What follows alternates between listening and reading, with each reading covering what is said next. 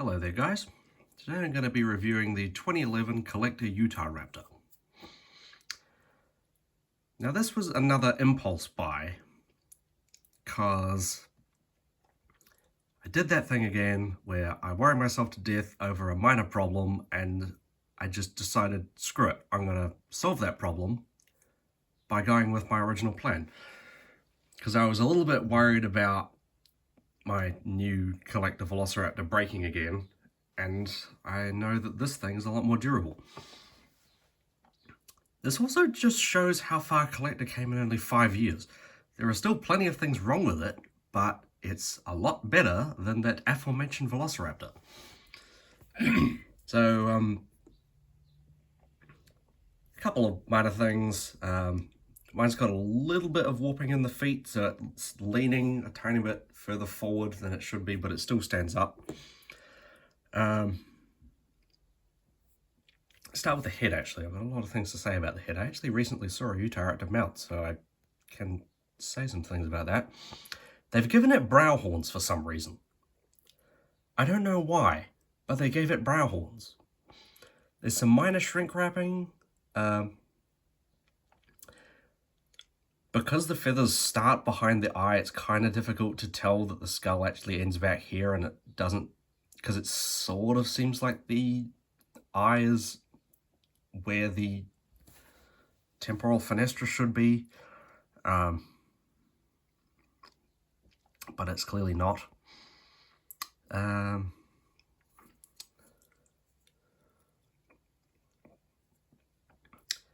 I think the head might actually be a little bit too short, because it's adequately wide. It just kind of looks like a Deinonychus head.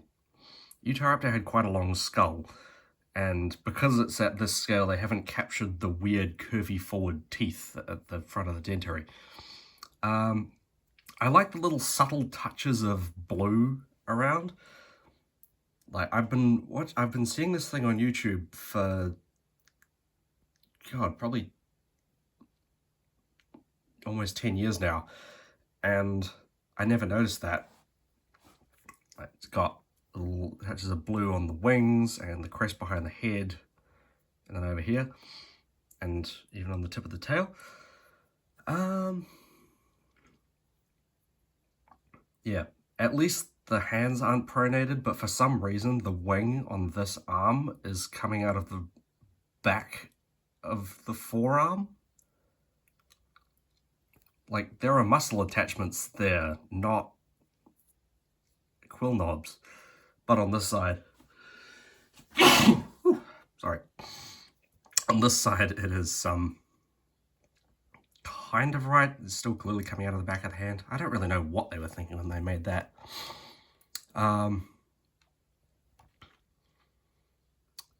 It does have ears, which is pretty good for CollectA at this scale, and especially at this point in time. And they even gave it feathers onto the foot, which is really good for a 2011 figure. Yeah.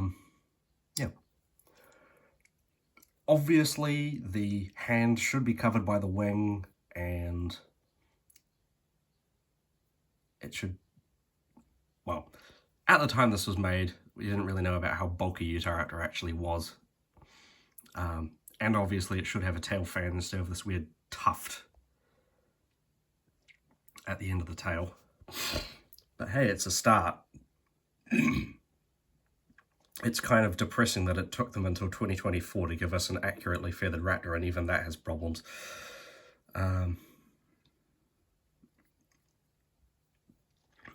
Oh, they gave it a reverse hallux. That's bad. It does kind of look semi-stable because it's resting on its dew claws, but it shouldn't be resting on its dew claws. That's bad.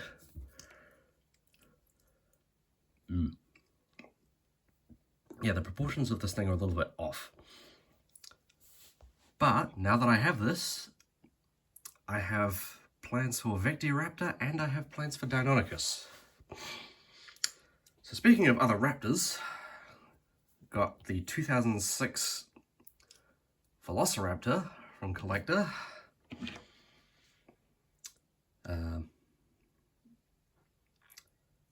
the same year, here is Schleich's Velociraptor, which would probably make a decent Utahraptor as well.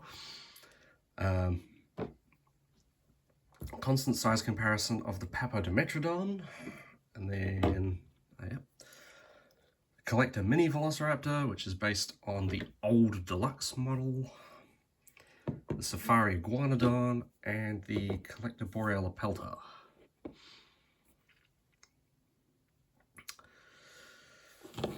Yeah. Like, I don't mind a bunch of the problems with this thing because of what I'm going to use it for. I'm just happy to have a raptor at this scale that looks more like a real animal than a dehydrated bipedal lizard.